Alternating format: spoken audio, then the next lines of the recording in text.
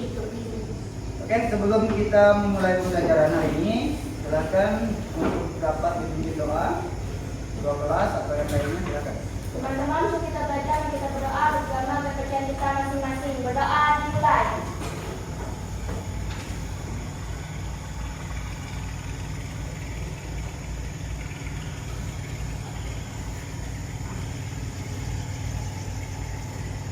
Berdoa selesai. Beri salam.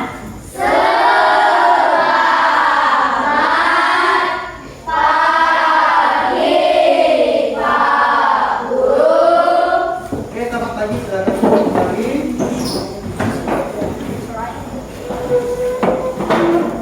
Gimana kabarnya? Sehat? Sehat? Ada yang masih sakit kepala kemarin? Mana sakit kepala kemarin? Ya. Itu Masih Pak, sakit? saya lepas Pak. Masih sakit? Masih sakit mah lagi? Infusnya udah lepas? Lain kali infusnya dipasang banyak-banyak supaya jadi cadangan, ya kan?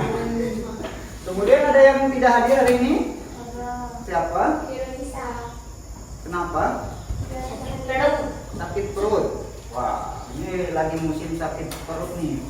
Jadi harus dijaga dengan cara pola hidup sehat. Jangan asal makan, jangan asal minum, ya. Nah, di musim-musim peralihan seperti ini, kalian harus banyak minum air bening. Kalau air putih, susu ya, air bening yang sehat. Tapi jangan air bening dari comberan. Cari air bening yang memang steril, ya. Oke.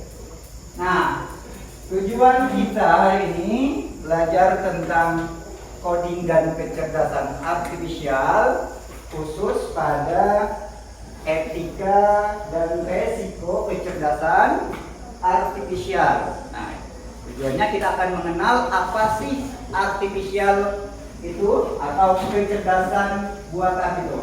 Nah, oke ya. Sebelum kita memulai, pernah nggak kalian menggunakan AI? Yang sekarang itu kan AI, serba AI. Nah, apa AI yang pernah kalian pakai? ChatGPT. Wah, ada pakai ini. Apalagi? Cici. Apalagi? Meta. Oke, ada beberapa jenis ya AI ini. Kemudian digunakan untuk apa? Belajar, bertanya, apalagi? Mengerjakan tugas kali? Pernah nggak menyeken tugas dari saya menggunakan ChatGPT? Tolong kerjakan soal ini. Cek teknik foto lalu ChatGPT-nya ngasih jawaban. Pernah nggak? Wah, hebat nih rupanya ya. Jadi saya susah-susah buat soal, kalian kerjakannya hanya modal kamera ya. Nah, inilah yang disebut dengan kecerdasan artifisial dan etika. Ya, nanti setelah kalian belajar materi ini secara menyeluruh, kalian tidak akan lagi menggunakan AI dengan tidak bertanggung jawab. Ya, harapannya ketika kalian sudah mengetahui resiko dan etika ber-AI, itu kalian bisa memanfaatkan AI-nya dengan bijak. Ya. Oke, kita lihat dulu pengertian AI. AI itu kecerdasan buatan. Kecerdasan buatan itu banyak manfaatnya, ya. Yang pertama bisa kita lihat nih, mencakup berbagai bentuk seperti teks, gambar. Kalau ChatGPT kan kita bisa memasukkan teks, bisa memasukkan gambar. Nanti hasilnya juga bisa berupa teks, bisa berupa gambar. Nah, kemudian ada Gemini.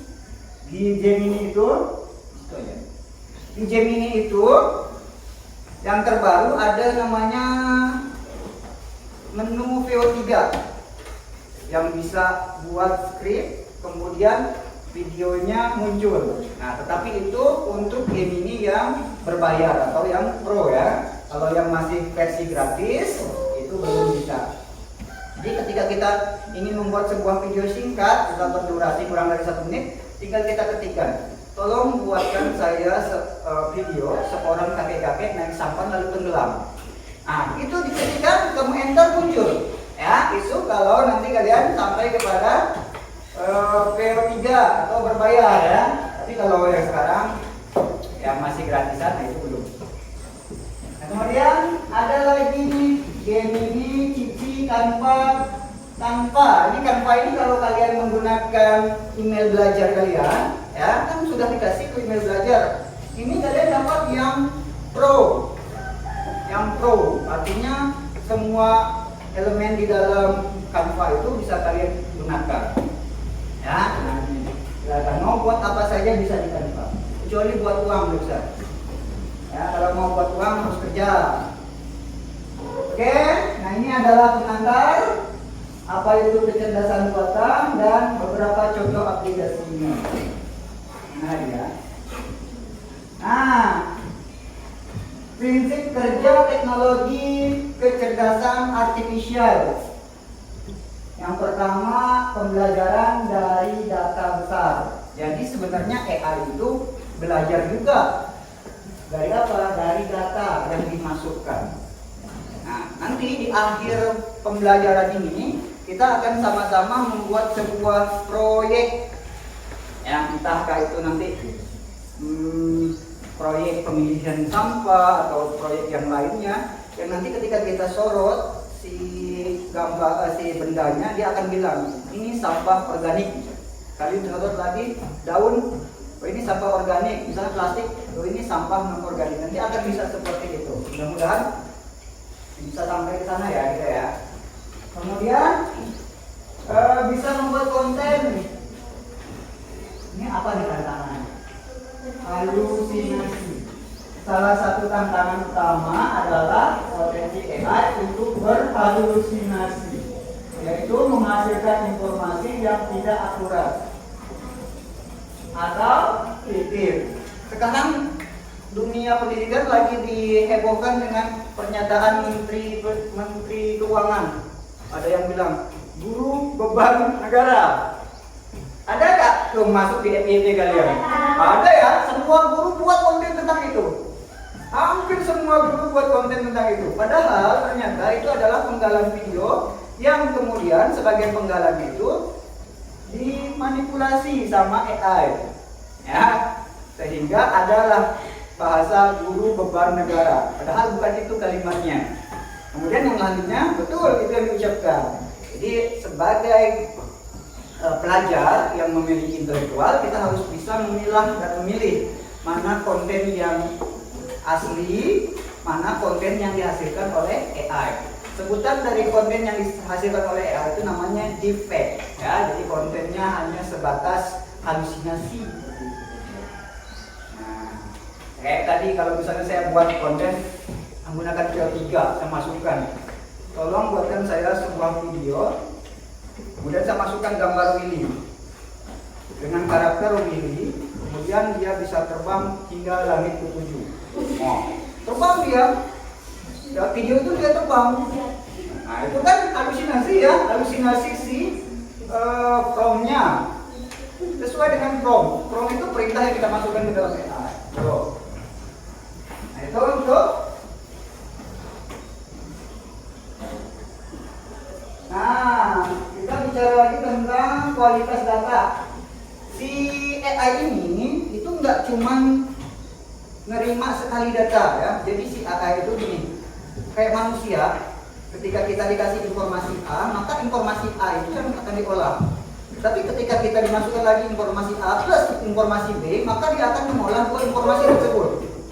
Masukkan lagi informasi ketiga C misalnya, maka dia akan berpikir sampai ke informasi ketiga. Nah itu juga AI. AI itu dilatih juga seperti itu. Makin banyak informasi yang dimasukkan, maka akan makin bagus cara dia memberikan jawaban. Ya. Nah, contoh ketika kalian ingin membuat tugas misalnya, membuat tugas di AI, misalnya disuruh oleh gurunya buat teks deskripsi misalnya ya. Kalau kamu cuma ngetikkan, tolong buatkan saya teks deskripsi. Artinya informasi yang dia dapat, perintah yang dia dapat cuma membuat teks deskripsi. Ya buatlah teks deskripsi, tetapi tidak bagus. Kenapa? Karena informasi yang kalian masukkan awal kurang jelas, kurang spesifik. Kemudian kalian masukkan lagi, tolong buatkan saya teks deskripsi tentang seorang manusia yang berumur 20 tahun misalnya. Kemudian dia hidup dan tinggal di pedesaan. Nah, di tepi sungai dan bekerja sebagai seorang petani misalnya. Itu akan lebih bagus. Nah, ya. Nah, informasi-informasi di tepi sungai, kemudian di pedesaan, umur 20 itu sudah ada di dalam database-nya. Sehingga dia akan membuat cerita sesuai dengan database yang sudah ada gitu. Ya, itu dia.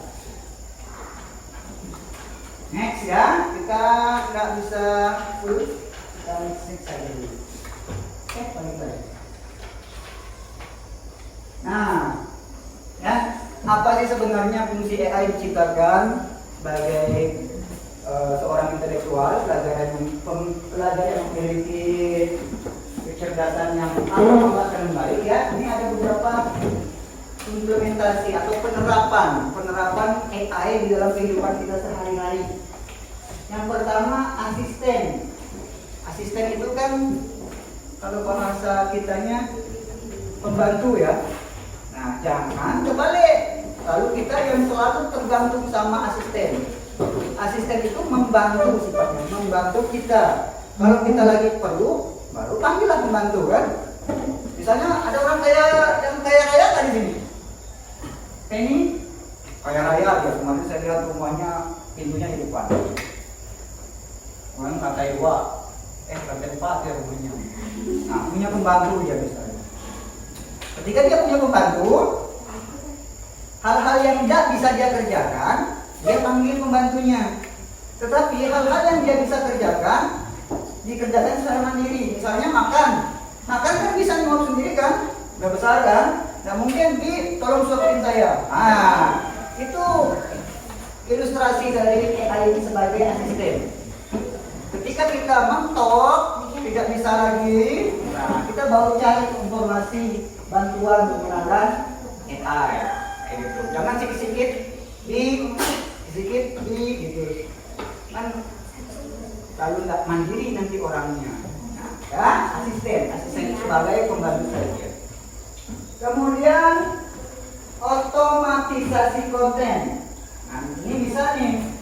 Ini kalau kita menjadi seorang penulis atau konten kreator, ini bisa menjadi otomatisasi konten. Jadi kita membuat draft konten apa yang akan kita laksanakan atau kita buat selama 1 minggu misalnya. Dikasihlah sama AI itu. Nah, ini secara otomatis. Kemudian ini layanan pelanggan dan chatbot. Ini biasa di toko-toko online biasanya, ya, ada layanan pelanggan. Yang balas itu sebenarnya bukan manusianya loh, tetapi chatbot. Chatbot itu AI yang sudah kita latih. Nanti kalau dia nanya ini, jawabnya ini. Nanti kalau lagi nanya dari jawaban tadi, jawabnya seperti ini. Itu namanya chatbot. Ya, makanya ketika kita nge-WA di Shopee kita klik ikon pesan, ya, kita kirim pesannya, dia akan cepat jawabnya. Bahkan sebelum kita kirim biasanya dia sudah terima kasih telah gitu kan. Nah, ini sebenarnya dia AI.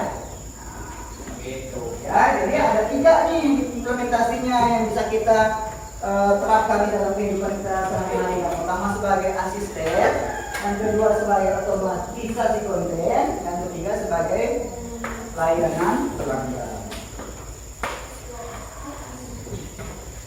Nah, kemudian spesifik lagi ke bidang yang kita sedang jalani hari ini sebagai seorang pelajar. Apa sih penerapan kecerdasan artifisial? Yang pertama, materi pembelajaran interaktif, ya. Slide yang kita lihat bersama ini adalah hasil dari generate AI. Saya hanya membuatnya kurang dari 1 menit. Ada 10 slide yang bisa tampil, ya. Kenapa? Karena saya sudah tahu manfaat AI itu seperti apa. Ketika saya sedang sibuk dan tidak ada waktu untuk mengerjakan secara mendetail secara langsung, maka maka saya akan minta bantuan AI bagi asisten saya untuk melaksanakan tugas. Tolong buatkan saya slide dan kecerdasan artifisial berjumlah 10 slide. Muncul lagi. Kemudian otomatisasi tugas. Nah ini ya, tapi jangan salah gunakan dan jangan selalu digunakan. Nanti lalu otak kalian hanya bisa untuk mengetik prompt. Ya, ini yang kita khawatirkan. Oke, kemudian asisten pengajar berbasis AI menyediakan bantuan instan bagi siswa menjawab pertanyaan dan memberikan contoh. Ini ada beberapa aplikasi maksimum khusus untuk Bapak Ibu guru ya. Kemudian ini dukungan pembelajaran jarak jauh. Ada juga website atau situs atau aplikasi yang bisa kita kendalikan lewat jarak jauh. Nanti kalau misalnya ada amit ada COVID lagi, ya, kita tidak akan kesulitan seperti tahun 2020. Lalu 2020 saya ngajar datang loh sampai ke Bondau, sampai ke Bunyau, datang mendatangi anak-anak di sana. Kenapa? Karena waktu itu perkembangan teknologinya belum semasif ini. Jadi kita harus datang. Nah, kalau nanti ada kondisi yang sama seperti tahun 2020, maka kami akan menggunakan aplikasi-aplikasi yang bisa digunakan. Kan jaringan internet sekarang sudah bersebar semua ya, hampir merata. Kamu tinggal di mana, Bang? Nah, di Bunyau. Ada sinyal kan? Di sebagian-bagian tempat ada. Nanti tinggal dibuka aplikasinya, guru bisa ngomong di situ, bisa menerangkan, ada memberikan proyek dan lain sebagainya macamnya. Oke. Nah, lagi.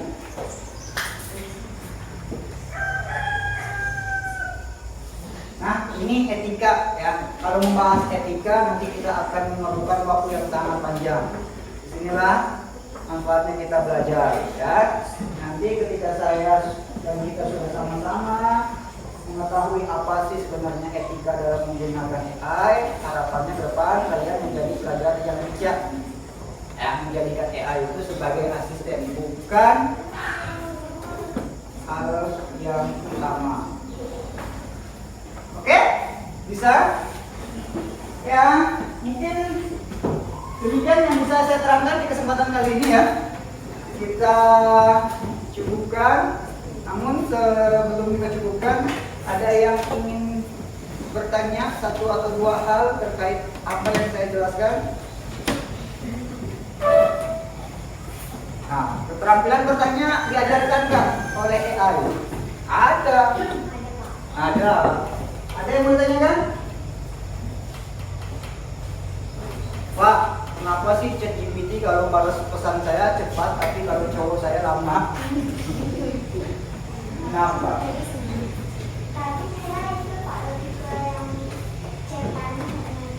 Cetan sama Cici, sama apa? Nama Meta.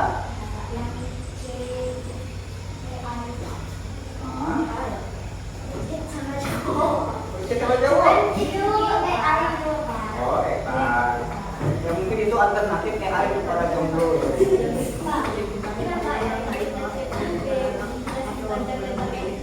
Iya, karena AI itu punya data yang besar. Jadi ketika kita menanyakan satu hal kecil saja, misalnya kamu nanya apa? Ini bagaimana penyelesaiannya? Dia nggak langsung jawab, ya kan? Tapi dia memberikan alasan-alasan kenapa jawaban itu muncul, ya kan? Ya, karena dia banyak masukan dasarnya. AI itu sistem yang dibuat menggunakan aplikasi komputer, ya, dimasukkan datanya, buat kemudian barulah AI itu bekerja. Benar? Hah? Iya, karena bukan manusia.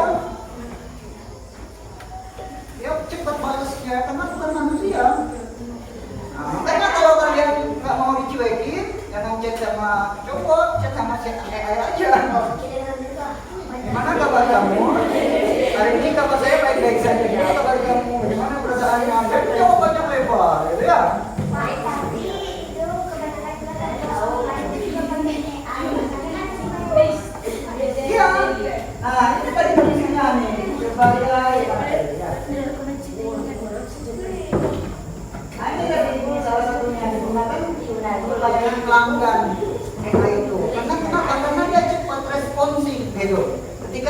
standarnya bertanya, dia nggak menunggu, harus lama dulu juga, dia langsung baca, langsung set kasih jawaban sesuai dengan instruksi yang diberikan sebelumnya, gitu. Nah, ya, penasaran nggak dengan AI? Hah? Nggak penasaran? Saya pernah minta fotonya dari foto kawan. Tapi ya, nanti ada etika tuh. Jangan, ini pesan pertama nih, jangan terlalu mudah memberikan foto real kita, misalnya cekrek, tolong foto misalnya foto kamu udah ada dalam HP, kemudian masukkan ke AI, tolong buatkan foto saya menjadi ganteng misalnya, ya? Menjadi robot, menjadi kartun, itu jangan sesekali seperti itu. Kenapa? Karena foto yang sudah kita unggah ke AI itu akan dijadikan bahan oleh AI itu sendiri, bisa di-generate ke lain harinya. Nanti kalau ada orang lain mengetikkan prompt, tolong buatkan saya satu poster dari anak SMP tanpa busana. Cekrek, muncul dia, kebetulan anak SMP yang pernah nge-upload, misalnya dia tadi kan. Udah ada posternya, mukanya kamu. Itu salah satu dampak negatifnya akhir. Kalau kita tidak pandai menggunakannya. Ya, kemudian banyak di TikTok itu banyak filter ya. Filter itu diciptakan juga oleh AI. Tapi pilih-pilih lah. Kalau mau pakai itu pilih-pilih. Ya, jangan yang terlalu ekstrim. Ada yang bapak-bapak berdiri kemudian AI-nya jadi perempuan meluk. Ada pernah lihat nggak? Jadi bahan perdebatan itu. Kalau istrinya yang sudah percaya, datang ke rumah nggak tidur di dalam dia. Tidur di luar gitu kan. Kalau yang istrinya nggak tahu AI kan, mau dijelaskan gimana pun nggak percaya dia. Itu ya. Ada lagi pertanyaan bagus nih, question ini. Gak ada, Pak. AI itu laki-laki apa perempuan? Kira-kira laki-laki apa perempuan? Laki. Semuanya. Hah? Cewek lah, cewek saya nanti fotonya dikasih foto itu Pak. Jembatan non-mami. Berarti dia sudah ada sebelumnya yang pernah dijemput atau mengunggah foto itu. Laki-laki atau perempuan? AI. Perempuan. AI tidak memiliki jenis kelamin. Kan AI bukan manusia ya. Robot AI itu semua. Mbak, kita itu bencong Pak. Hah? Siapa? Kalau saya bilang bukan manusia, nggak ada jenis kelamin. Kenapa namanya Cici? Supaya menarik peminat penggunanya aja, ya. Oke. Sekarang negara-negara maju sedang berlomba-lomba untuk menciptakan AI yang sangat menarik. Kalau kalian ketikkan prompt, tolong buat ramalan tentang Indonesia di tahun 2045. Kalian cek dalam bentuk gambar seperti apa dan bentuk video seperti apa, nanti AI akan meramalkan sesuai dengan data yang dia peroleh. Nah itu kan. Oke, ada lagi pertanyaan? Kenapa? Ini nanya apa gimana nih? Enggak. Apa? Pak, gimana caranya menyembuhkan sakit mah lalu pakai AI? Bisa nggak AI? Pakai AI pasti aku mana AI Pak. Ini dia nih.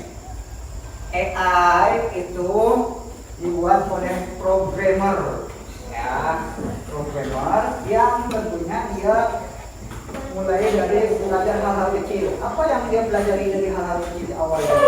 Yang seperti kita minggu-minggu lalu kita belajar tentang apa? Tentang berpikir komputasional, yang berpikir secara kritis dan sistematis. Nah, disusunlah menggunakan algoritma. Pakai bahasa pemrograman namanya coding. Ya, disusun. Jika ada seorang bertanya A, nanti di situ maka akan dijawab B. Nah, jadilah sebuah aplikasi. Ya, tapi nggak semudah yang saya omongkan itu, ya. Pak, kalau Bapak bisa membuat AI? Belum. Kalau bisa saya jadi orang kaya, ya. Nanti kalau kalian mau jadi orang kaya, berkutik jadi di bidang teknologi kalau sekarang ini sudah sangat maju ya. Nah, banyak. Ada lagi pertanyaan? Pak, gimana cara bikin donat? Tanya sama yang cewek-cewek. Donat pingkan mabur, pernah ya? Pernah? Harganya mahal itu? Ya, katanya udah di. Tanya sama AI, resep membuat tepung donat, membuat donat yang enak. Ada kasih AI penambah ada bisa menjawab beberapa pertanyaan. Ya, bahkan pertanyaan-pertanyaan yang kurang masuk akal pun ya. Oke, nah sekarang refleksi aja deh. Setelah kita belajar beberapa menit, pengetahuan baru apa yang kalian dapatkan? Pemahaman baru atau pengetahuan baru apa yang kalian dapatkan?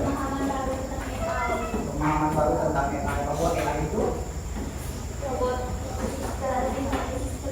sistem yang canggih. Oke, bahwa AI itu bisa menjawab pertanyaan apa saja. Oke ya. Nah, luar biasa. Depan nanti di real teaching yang berikutnya ya, kita bertahap sampai pada nanti menggunakan AI dengan bijak seperti apa. Gitu. Nanti kita akan padukan. Ini semakin tinggi kelas kalian, nanti materi codingnya akan semakin berat. Di akhir di kelas 9, nanti ini kan baru kelas 9 kan? Di kelas 9 saya akan ajarkan kalian caranya bikin aplikasi yang bisa dipakai di HP. Nah, kalau sekarang kan kalian hanya bisa main game, aplikasinya punya orang kan. Nanti di kelas 9 ya, kalau kalian ada umur, saya ada umur ya, saya akan ajarkan kalian bikin aplikasi game yang bisa kalian mainkan di handphone. Kita buatnya pakai laptop, kemudian kita masukkan ke dalam sistem di laptop, lalu di download melalui handphone, kita bisa main di handphone. Game yang kita buat sendiri. Ya keren nggak tuh? Makanya semangat tuh sampai kelas 9, kan baru kelas 7 ya? Iya, nanti kalau itu kita bisa apa namanya? Bisa dong, ada royaltinya.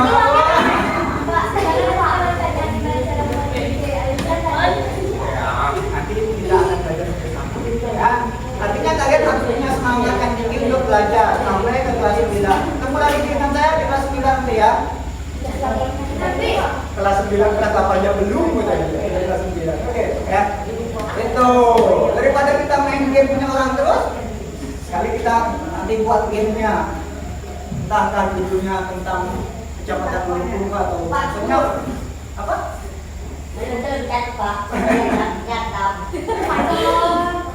Yang penting ada kata panglima itu ada imajinasi dulu. Imajinasi itu kemudian dibikin dalam bentuk algoritma. Didekomposisi dulu, dikenalkan dulu, baru ada kita susun algoritmanya di dalam sistem.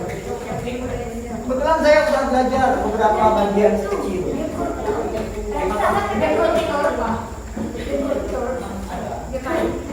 Ada di Play Store ada punya saya. Apa namanya Belipa? Bayar. Kan di Play Store itu sebenarnya nggak berbayar kan?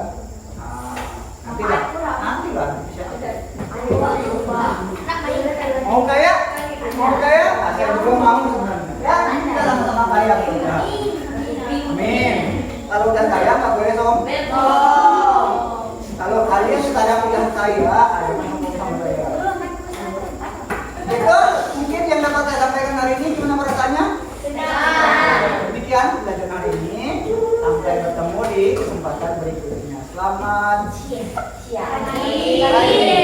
Oke, tepuk tangan dulu.